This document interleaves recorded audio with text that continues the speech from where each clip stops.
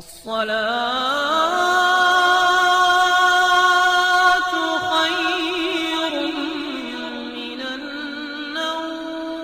پیارے دوستو، جنات اللہ تعالیٰ کی ابتدائی مخلوقات میں سے ایک ہے۔ ان میں بعض مسلمان جنات بھی ہیں اور بعض شیاطین جنات سے منسوب واقعات و کہانیاں ہم سنتے آئے ہیں کہ کیسے کہیں پر کسی نے بے ادبی کی اور اسے کتنی بھاری قیمت چکانا پڑتی ہے۔ اسے یہ تو ظاہر ہو جاتا ہے کہ کیسے جنات اپنے غصے کا اظہار کر جاتے ہیں، تاہم اس کا ایک پہلو یہ بھی ہے کہ جنات اللہ تعالیٰ کی وحدانیت اور اسلام کے اس قدر قائل ہوتے ہیں کہ ذرہ برابر بھی کوئی بے ادبی برداشت نہیں کرتے۔ آج کی اس ویڈیو ویسے تو ایک کہانی ہی ہے، تاہم اس کا تعلق ایک مسلمان جنات کی جماعت سے ہے۔ سنی سنائی اس کہانی میں بعض لوگوں کا یہ بھی ماننا ہے کہ یہ ایک سچا واقعہ ہے، لیکن یہ سب آپ لوگوں کو سنانے کا مقصد ہے کہ ہم یہ جان لیں کہ جنات بھی کیسے اسلام کا احترام کرتے ہیں اور کیسے بے یار و بظاہر ویران نظر آنے والی مساجد کو آباد رکھتے ہیں۔ تو چلیے پھر بڑھتے ہیں آج کی کہانی کی طرف۔ اس سے پہلے آپ لوگوں سے گزارش ہے کہ اگر آپ نے ہمارے اس یوٹیوب چینل کو سبسکرائب نہیں کیا تو ریڈ بٹن پر کلک کر کے ہمارے سبسکرائبر ضرور بن جائیں، تاکہ فیوچر میں آنے والی تمام ویڈیو کی نوٹیفیکیشن آپ کو بر وقت ملتی رہے۔ پیارے دوستو، بہت پرانے زمانے میں ایک مولانا صاحب نہایت ہی نیک سیرت انسان تھے۔ اپنے گھر سے کافی دور مسجد میں امام صاحب تھے۔ وہ سرکاری محکمے کی جانب سے تعینات کیے گئے تھے۔ امام صاحب وہاں بچوں کو قرآن کی تعلیمات دیتے اور 5 وقت با جماعت نماز پڑھاتے۔ ان کی قرات اتنی خوبصورت تھی کہ لوگ دور دور سے ان کے ساتھ نماز پڑھنے کے لیے آیا کرتے تھے۔ امام صاحب کا گھر چونکہ کافی دور تھا، روز آنا جانا ممکن نہ تھا، تاہم وہ مسجد میں ہی پیچھے کی طرف رہا کرتے تھے۔ 2 مہینے بعد ہی ان کا اپنے گھر کو جانا ہوا کرتا تھا۔ ایک بار وہ اپنے گھر گئے تو ان کے بچوں اور دیگر لوگوں نے بہت اصرار کیا کہ جناب اس بار رمضان میں تراویح آپ ہی آ کر پڑھائیں۔ چنانچہ مولانا صاحب نے وعدہ کر لیا کہ جس مسجد میں وہ تعینات تھے وہاں کے لوگوں سے اپنے گاؤں میں تراویح پڑھانے کی چھٹی طلب کی۔ مولانا صاحب کی تلاوت میں یہی اتنا سکون کہ کوئی بھی ان کے جانے پر راضی نہیں تھا، تاہم ان کے وعدے کے سبب سب لوگ راضی ہو گئے۔ اب رمضان شروع ہونے میں 2 دن باقی تھے۔ چونکہ مولانا صاحب کا گاؤں دور تھا، لہٰذا وہ گاؤں والوں سے مل کر اپنے گاؤں کی طرف روانہ ہو گئے۔ بارشوں کی وجہ سے کچی مٹی کی سڑکیں تھیں۔ مولانا صاحب نے سوچا کہ کیوں نہ جنگل کے راستے میں وادی کے بیچوں بیچ سے گزر کر گھر چلا جاؤں۔ جنگل کا راستہ مختصر تھا، لیکن اس کی جگہ پہاڑوں کے درمیان تھی، اس لیے وہ سخت تھی۔ اب مولانا صاحب نے اپنی سائیکل کا رخ جنگل کی طرف موڑ دیا۔ جلدی ہی جنگل ختم ہو گیا اور وہ وادی کے راستے پر آ گئے۔ سائیکل چلتے چلتے دن ڈھلنے لگتا تھا اور کچھ ہی دیر میں شام ہو گئی۔ مغرب کی نماز کا وقت ہوا تو مولانا صاحب نے نماز کے لیے ایک جگہ قیام کیا۔ اچانک ان کی نظر دور ایک چھوٹی سی مسجد پر پڑی۔ وہ مسجد کی طرف گئے اور جب اندر پہنچے تو وہ مسجد کے بالکل ویران تھی، نہ کوئی امام تھا اور نہ ہی مقتدی۔ ایسا لگتا تھا جیسے صدیوں سے یہاں کوئی نہ آیا ہو۔ خیر، مولانا صاحب نے وضو کیا اور نماز کی نیت باندھ لی اور عادت کے مطابق بآواز بلند نماز پڑھنا شروع کر دی، یہ سوچ کر کہ مسجد میں قرآن کی قرات ہو جائے گی۔ اچانک نماز پڑھتے بہت خوبصورت عطر کی خوشبو سوننے لگی اور یوں محسوس ہونے لگا جیسے پوری مسجد گلاب کے پھولوں سے مہکنے لگی ہو۔ انہوں نے اپنی نماز جاری رکھی، لیکن نماز ختم کرنے کے بعد جیسے ہی وہ جانے کے لیے مڑے تو کیا دیکھتے ہیں کہ لوگ ان کے پیچھے تعدد نگاہ صف باندھے کھڑے ہیں۔ یہ ایک عجیب منظر دیکھنے کو ملا کہ ابھی تو یہاں نہ بندہ اور نہ بندے کا نام و نشان تھا۔ اب اچانک اتنے نمازی کہاں سے آگے؟ نماز سے فارغ ہو کر وہ سب امام صاحب کی خوبصورت تلاوت کی تعریف کرنے لگے۔ ان میں سے ایک آدمی آگے بڑھا اور کہنے لگا کہ اللہ آپ سے راضی ہو، آپ نے کیا خوب مسجد کو آباد کیا ہے، ہم سب کو آپ کی قرات یہاں تک لے آئی ہے۔ حضرت اس مسجد کا کوئی امام نہیں، اگر آپ مناسب سمجھیں تو کیوں نہ نماز تراویح کا اہتمام یہاں کر دیں۔ اس طرح غیر آباد مسجد اللہ کے کلام کی برکت سے آباد ہو جائے گی۔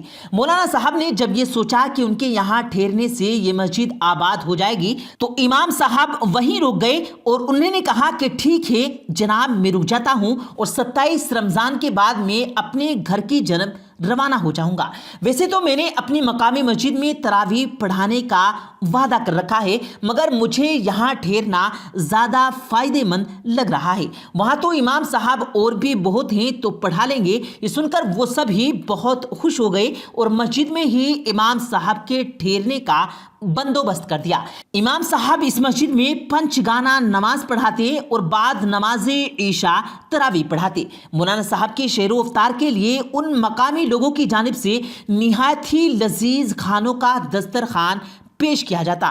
مسجد ہر وقت گلاب کی خوشبو سے معطر رہتی۔ اب رمضان کے آخری عشرے کا دورہ تھا۔ ایک روز مولانا صاحب کسی کام سے باہر نکلے تو وہاں ان کی ملاقات انہی کے گاؤں کے ایک حضرت سے ہو گئی۔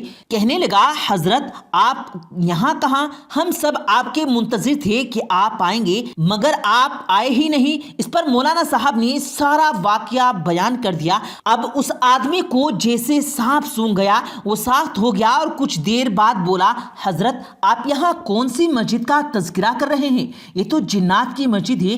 ہو نہ ہو وہ سب جو آپ کے پیچھے نماز ادا کرتے ہیں وہ سب جنات ہیں۔ اب مولانا صاحب بھی خوف زدہ ہو گئے۔ وہ آدمی کہنے لگا، اگر انہوں نے آپ کو کوئی نقصان نہیں پہنچایا تو آپ اپنے وعدے کے مطابق تراویح مکمل کر پائیں اور دھیان رکھے گا، یہ ذرا سی غلطی بھی برداشت نہیں کرتے، آپ سے کہیں کوئی کوتاہی سرزد نہ ہو جائے۔ یہ کہہ کر وہ شخص چلا گیا۔ اب مولانا صاحب مارے خوف کے مسجد میں جانے کی ہمت نہ کر پا رہے تھے۔ خیر، جیسے تیسے انہوں نے 27 رمضان کو قرآن ختم کروایا۔ اب سبھی لوگوں نے جو کہ واقعی اصل میں جنات تھے ان کا شکریہ ادا کیا اور بہت خوش ہو گئے۔ صبح صادق مولانا صاحب نے انہیں بخیر بتائے اپنے وہاں جانے کا قصد کر لیا۔ وہ ضروری سامان کے ہمراہ وہاں سے روانہ ہو گئے اور بنا کہیں قیام کیے جلدی سائیکل چلائی اور شام سے پہلے اپنے گھر پہنچ گئے۔ جب وہ گھر پہنچے تو ان کا پرمسرت استقبال کیا گیا۔ ان کی اہلیہ نے انہیں بتایا کہ کوئی آدمی بے شمار تحائف کے ساتھ آپ کا منتظر ہے۔ مولانا صاحب مہمان خانے میں پہنچے تو ایک نورانی چہرے والے بزرگ وہاں پر بار زمان تھے۔ وہ مولانا صاحب کو دیکھ کر تعظیماً اٹھ کھڑے ہوئے اور کہنے لگے، حضرت ہم تو خود آپ کو آپ کے گھر چھوڑ کر آتے، لیکن آپ کو شاید وہاں کی حقیقت کا اندازہ ہو گیا تھا۔ ہم سب آپ کے بے حد شکر گزار ہیں اور آپ کے لیے تحفے اور مٹھائیاں بھیجی گئی ہیں۔ آپ ہمارے لیے محترم ہیں۔ اب اگر آپ مناسب سمجھیں تو اگلے رمضان بھی ہمیں تراویح پڑھا دیجیے گا۔ آپ کی حفاظت کی ذمہ داری ہماری ہوگی۔ ہم سب مسلمان ہیں اور آپ کے ہم سے کوئی بھی خطرہ نہیں ہوگا۔ مولانا صاحب کو یہ سب سن کر بہت اطمینان ہوا اور جب تک وہ حیات رہے تو انہوں نے رمضان کا مہینہ اسی وادی کی مسجد میں گزارا۔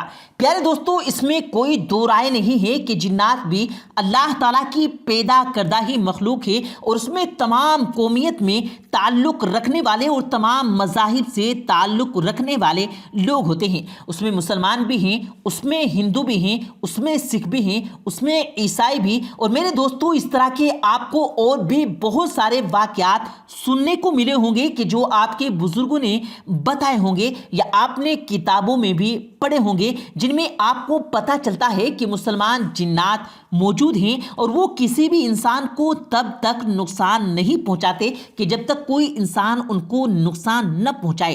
تو یقیناً یہ ایک حیران کر دینے والا واقعہ تھا کہ کس طرح سے ایک ویرانے کی ایک مسجد میں مولانا صاحب نے نماز پڑھائی اور ان کی قرات کو اتنا زیادہ پسند کیا گیا کہ ایک جنات کی بڑی جماعت پورے 27 روز تک ان کے پیچھے نماز تراویح پڑھتی رہی۔ تو پیارے دوستو، بے شک اللہ تعالیٰ ہر چیز پر قادر ہے، وہ جو چاہے کر سکتا ہے، اور یہ قرآن پاک کی ہی برکت ہے کہ کوئی بھی مخلوق جب اس کو سنتی ہے تو وہ جھوم اٹھتی ہے۔ اللہ تعالیٰ سے دعا ہے کہ اللہ تعالیٰ ہمیں بھی قرآن پاک سے ایسی ہی محبت نصیب فرمائے، اپنے اور رسول کریم صلی اللہ علیہ وسلم کے بتائے ہوئے طریقوں کے مطابق زندگی گزارنے کی توفیق عطا فرمائے۔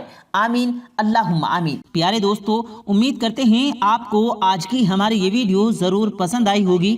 اگر آپ کو یہ ویڈیو پسند آیا ہو تو اس ویڈیو کو دل سے لائک کریں اور زیادہ سے زیادہ لوگوں تک اس ویڈیو کو ثواب کی نیت سے شیئر کریں، اور اس ویڈیو کے بارے میں آپ کی کیا رائے ہے کمنٹ سیکشن میں اپنی رائے کا اظہار ضرور دیں، اور مزید اسی طرح کی روز کی ویڈیو پانے کے لیے ہمارے چینل کو ضرور سبسکرائب کریں۔ ملتے ہیں پھر ایک نئی ویڈیو کے ساتھ، تب تک کے لیے اللہ حافظ۔